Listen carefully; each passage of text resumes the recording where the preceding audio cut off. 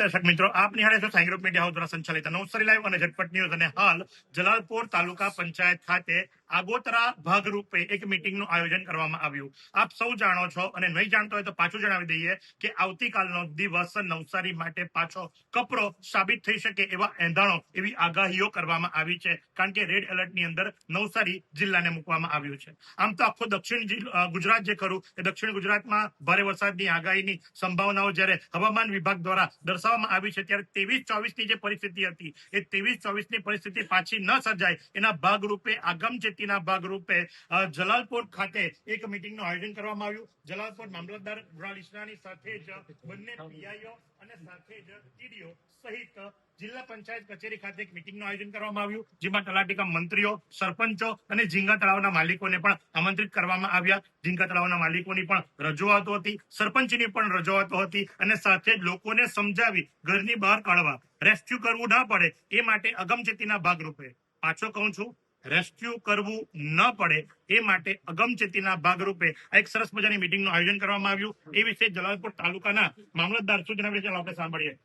ઈસરાણી સાહેબ, આજે મીટિંગનું આયોજન કરવામાં આવ્યું, જેની અંદર સૌ કોઈને આમંત્રિત કરવામાં આવ્યા. એમના પ્રશ્નો આપણે સાંભળ્યા, આપની રજૂઆત આપે એમને કરી. શું નિષ્કર્ષ અને શું કહેવા માંગશો? ગયા અઠવાડિયે ભારે વરસાદના કારણે આપણા જલાલપોર તાલુકાના કાંઠા વિસ્તારના અને નદી કાંઠાના ગામોની અંદર ઘણી બધી તારાજી સર્જાવા પામી હતી, જેની અંદર આપણા ઝીંગા તળાવની અંદર જે લોકો ફસાઈ ગયા એવા મછાડ ગામના 250 લોકોને આપણે રેસ્ક્યુ પણ કર્યા હતા. ઈશ્વરની કૃપાથી અને સચેત રૂપે તાલુકા વહીવટીતંત્ર અને જિલ્લા વહીવટીતંત્રના માર્ગદર્શનની અંદર આપણને કોઈ પણ જાનહાની થવા પામી ન હતી.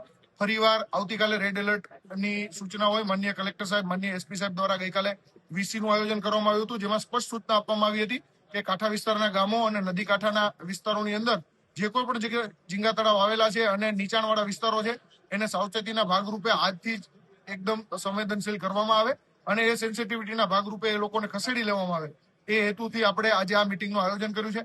ખાસ કરીને ઝીંગા તળાવની અંદર અત્યારે ઝીંગાના પાક તૈયાર હોય એ લોકો ઝીંગાના પાકને લેવા માટે સાહસ કરતા હોય છે. તો આવું સાહસ ન થાય અને કોઈ પણનો જીવ ન જોખમાય અને કોઈ પણ વ્યક્તિ આ કુદરતી હોનારતના કારણે પોતાનો જીવ ન ગુમાવે, જે હેતુથી હું તાલુકા વિકાસ અધિકારી અને બંને જલાલપોર અને મરોલી પીઆઈ સાહેબ આજે આ મીટિંગનું આયોજન કરી અને લોકોને સંવેદનશીલ કરેલા છે. લોકોની સાથે વાતો કરવામાં આવી, એમને પહેલેથી જ આગમચેતીના ભાગરૂપે જાણકારીઓ આપી દેવામાં આવી અને સમજાવવામાં આવ્યું કે આજે સાંજ સુધીમાં જો બધાને સ્થળાંતરિત કરી દેવામાં આવે તો જેથી કરીને પછી કપરી પરિસ્થિતિ સર્જાય તો કોઈનું પણ રેસ્ક્યુ ના કરવા પડે. તો આ હતી મામલતદાર સાથેની વાતો. હવે ઝીંગા તળાવના માલિકો અને ગામના સરપંચો આવ્યા છે, તેમની સાથે પણ વાત કરવાનો પ્રયાસ કરીશું. નિહાળતા રહો નવસારી લાઈવ. फालूदा मिक्स की इतनी सारी वैरायटीज रिफ्रेश के पास है. अगर आपको भी चाहिए रिफ्रेश के फालूदा मिक्स की इतनी सारी वैरायटीज, तो फिर सर्च करो, क्लिक करो, लाइफ को रिफ्रेश करो. વિરામ બાદ આપનું હાર્દિક સ્વાગત છે. અને ધર્મેશભાઈ આપણી સાથે જોડાયા છે, સામાપુરના સરપંચ છે. ધર્મેશભાઈ, આજની બેઠકની અંદર શું માહિતી આપવામાં આવી અને આપ લોકોએ શું રજૂઆત કરી? આજની બેઠકની અંદર શ્રીમાન મામલતદાર સાહેબ, ટીડીઓ સાહેબ તથા પોલીસ અધિકારી એમણે આજની અને આવતીકાલની જે વરસાદની રેડ એલર્ટ છે તેમને માટે સંપૂર્ણ પૂરેપૂરી માહિતી આપી છે. એમણે કીધું છે સમયસર જે કોઈ ગામજનો જે ડુબાણવાળા ભાગ હોય, જ્યાં પાણી ભરાતું હોય, ત્યાંથી લોકોને કોઈ ઝીંગાના તળાવ હોય ત્યાં મજૂરી કામ કરતા હોય એવા લોકોને એક સારા સ્થળે એટલે જાહેર ગામના સ્થળે પહોંચાડવું, ત્યાં જમણું અને ત્યાં રાખવું. અને અમે સૌ ગામજનો અને સૌ જલાલપોરના સરપંચો વચ્ચે એમને ખાતરી આપી છે કે સાહેબ તમે જે માહિતી આપી છે અમે સમયસર અમે ગામ લોકોને અને જે મજૂર કામ કરતા છે એમને સમયસર અમે સારા સ્થળે પહોંચાડી દઈશું. સાથે જ વાત કરવામાં આવે તો કેશબોલની ને તમામ જે સર્વેખોરે પૂર્ણ થઈ ચૂક્યો છે, સહાય આપવાની હતી તેમાં બાબત તમારે ત્યાં ગામમાં કોઈ તકલીફ નથી? ના, સામાપુરમાં હાલ એવી પરિસ્થિતિ ઉભી થઈ નથી, પણ જે તે ગામમાં બી પરિસ્થિતિ ઉભી થઈ હતી ત્યાં મામલતદાર સાહેબ પોતે અને એની ટીમ, પોલીસ અધિકારી અને એમની ટીમ સમયસર ત્યાં પહોંચી હતી અને એમની સહાયની અને મદદની પૂરેપૂરી મદદ એમણે કરી છે સમયસર. તો જે પ્રમાણે આપણે સાંભળ્યું એ મુજબ, તો આ પ્રમાણે જે આપ જુઓ છો તમામ જલાલપોર તાલુકાની અંદર સમાવેશ થયેલા ગામો અને એ ગામોના સરપંચો, તલાટીઓ, ઝીંગા તળાવના માલિકો, એ તમામની સાથે આપણે વાત કરી. અને આ પ્રમાણે જયારે રેડ એલર્ટ આપવામાં આવ્યું છે ત્યારે આ વખતે સરકાર પહેલેથી અગમચેતીના ભાગરૂપે તૈયાર થઈ ચૂકી છે. એવી કઈ હોસ્પિટલ છે જ્યાં કેન્સર માટે સર્જરીની સેવા હોય, કીમોથેરાપીની સારવાર હોય, રેડિયેશનની સારવાર હોય, પીટી સીટી સ્કેન હોય, કેન્સરની પેથોલોજી હોય, મેમોગ્રાફી હોય, એટલે કે બધું જ. હા, બધી જ સારવાર એક જ હોસ્પિટલમાં હોય. તે છે નવસારી નિરાલી કેન્સર હોસ્પિટલ. વિરામ બાદ આપનું હાર્દિક સ્વાગત છે અને કૃષ્ણપુરના ગજાનનભાઈ કે જે સરપંચ છે એમની સાથે વાતો કરીશું. ગજાનનભાઈ, 23-24 તારીખે જે રેલ આવી હતી એ પરિસ્થિતિમાં તમારા ગામમાં કેવી રીતે ઘટના ઘટી હતી, શું પરિસ્થિતિ હતી, ગામની અંદર કેવી તકલીફો પડી હતી? ગામમાં સાહેબ હમણાં તો 70% ગામ ઘરોમાં 3 થી 4 ફૂટ પાણી ભરાઈ ગયા હતા, જેના અનાજો, ફ્રીજ આ બધું જ નકામું થઈ ગયું હતું. અને આજે બી કૃષ્ણપુરમાં ગામમાં કેશલેસ આવ્યા છે સાહેબે બી 3 વાગ્યા સુધી સતત મહેનત કરી હતી, તો છતાં બી અમુક ગરીબ માણસોના થોડાક પૈસા બાકી રહી ગયા છે. એ જો સાહેબ સરકાર તરફથી મળે છે તો અમને ખરેખર આનંદ થાય એવી પરિસ્થિતિ છે. તો એ જે ગામો આપણા કૃષ્ણપુરની અંદર જે ઘરો બાકી રહી ગયા હતા એ ઘરો બાબતની રજૂઆત કરવામાં આવી તો શું જવાબ આપવામાં આવ્યો? એમાં સાહેબ એવું કહે છે સરકાર શ્રી એમ કે આ જે કેશલેસ જે સમય હતો એ સમય પર પૂરો થઈ ગયો છે. ત્યાર પછી સરકારના નિયમ પ્રમાણે જે એક કાયદો છે તેમાં આ વસ્તુ આપી શકાય છે એવું સૂચના મળી હતી. તો સાથે આજે જે મિટિંગ લેવામાં આવી એ મિટિંગની અંદર આપને જે જવાબદારી સોંપવામાં આવી કે ભાઈ આવતીકાલનો દિવસ અને આજની રાત જે પડી એ આપણા માટે કહી શકાય કે ભાઈ ખૂબ ગંભીર બાબત છે, આપણે રેડ એલર્ટમાં છે, તો શું તૈયારી કરવા માટે સૂચના આપવામાં આવી, એ જે તૈયારી કરશો અને ગ્રામજનોને તે રીતે સમજાવશો? અધિકારી શ્રી આજે અમને સૂચના આપવામાં આવી છે, એના માટે અમે ગામમાં માઇક કે ગમે વ્યવસ્થા કરી છે આખા જ ગામને એલર્ટ કરીશું. એની જવાબદારી અમે લઈએ છીએ. કાલે 24 કલાકની અમને જે સૂચના આપવામાં આવી છે એ બાબતે જે લોકોનું નુકસાન થયું છે એ તો સરપંચ પાસે જ આશા રાખે જી સર. કે ભાઈ સરપંચ જે ખરા એમને પૈસા અપાવડાવી, કારણ કે ગામમાં પૂજને મળ્યા પૂજને નહીં મળ્યા એટલે પેલું મનદુખ બી થાય. એ સમજાવવું, ડેમેજ કંટ્રોલ કરવું તમારા માટે કેટલી મુશ્કેલ પરિસ્થિતિ? એના માટે સાહેબ અમારા માટે બહુ મુશ્કેલી છે, કારણ કે ખરેખર ગરીબ માણસો પૈસા અમુકને નથી મળ્યા.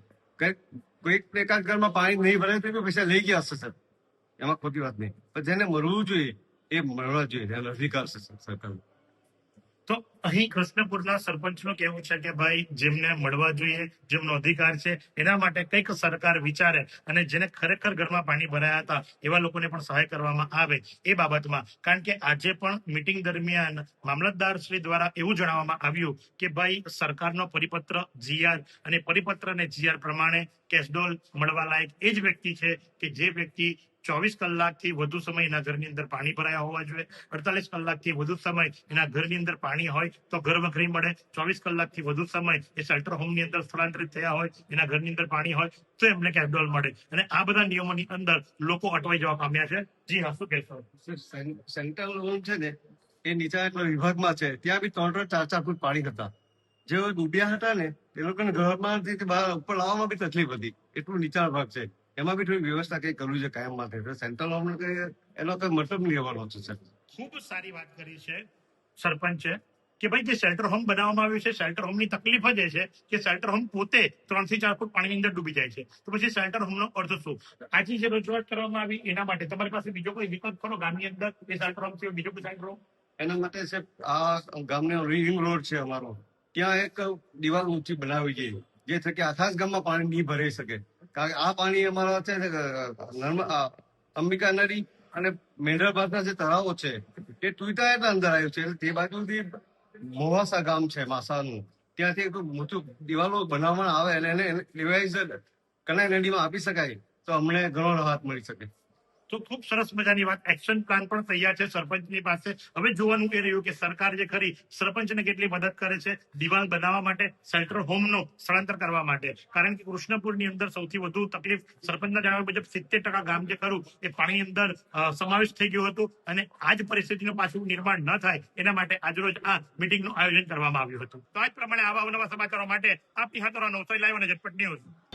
શું તમે શરીરના સાંધાના દુખાવાથી પીડાઈ રહ્યા છો કે પછી તમે કોઈ સ્પોર્ટ્સ ઇન્જરીથી પીડાઈ રહ્યા છો? લકવાની બીમારી બાદની પીડા સહન કરી રહ્યા છો? શું તમને સ્પાઇનલ પ્રોબ્લેમ છે? તો આ તમામ દુખાવાને હવે બાય કરી દો, કારણ કે માસ્ટર ડિગ્રી ધરાવતા ખૂબ જ અનુભવી ફિઝિયોથેરાપિસ્ટ ડૉક્ટર અમિત પટેલ પાસે તમે આ તમામ સમસ્યાઓનું સચોટ નિદાન કરાવી ફરીથી નોર્મલ જિંદગી જીવી શકો છો. તો સરનામું નોંધી લો. Comprehensive care centre, DD street, library પાસે, અનુરાગ સારીઝની લાઇનમાં, નવસારી.